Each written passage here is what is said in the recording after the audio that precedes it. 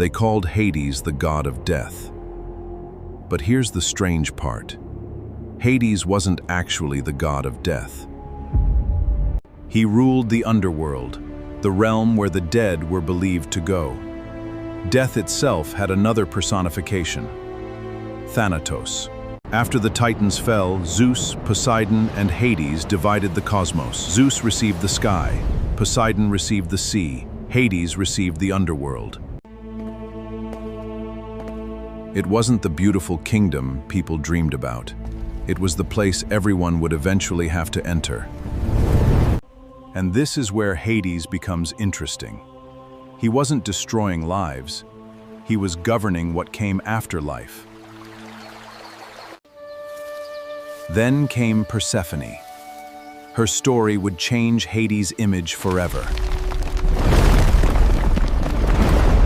In the most famous version of the myth, Hades took Persephone into the underworld as his queen. But the ancient sources don't all tell the story exactly the same way. What remains clear is that Persephone became queen of the underworld. Her mother, Demeter, searched for her, and as her grief grew, the earth began to suffer. The gods were forced to intervene. Persephone had to return to the world above, but something had already changed. Before leaving, Persephone ate pomegranate seeds, and that detail became the key to the entire myth. Because she had eaten in the underworld, she could not simply remain in the world above. She would return for part of every year. When Persephone returned, the earth flourished again. Her absence and return became connected to the changing seasons. And suddenly, Hades wasn't just a villain in a dark kingdom. He became part of a larger story about life, death, loss, and return. Think about it.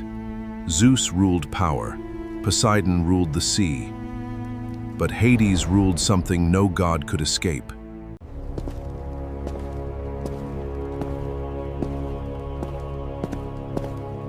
The boundary between the living and the dead. That makes Hades a symbol of something uncomfortable: acceptance. Everything that lives eventually changes. Flowers bloom, then fade. Summer becomes winter. Life becomes death. And yet, the story does not end there.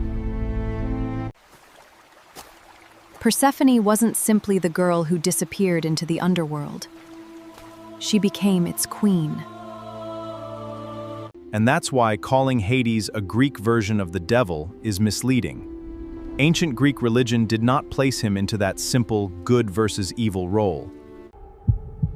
Hades was frightening because he represented something humans could never bargain with: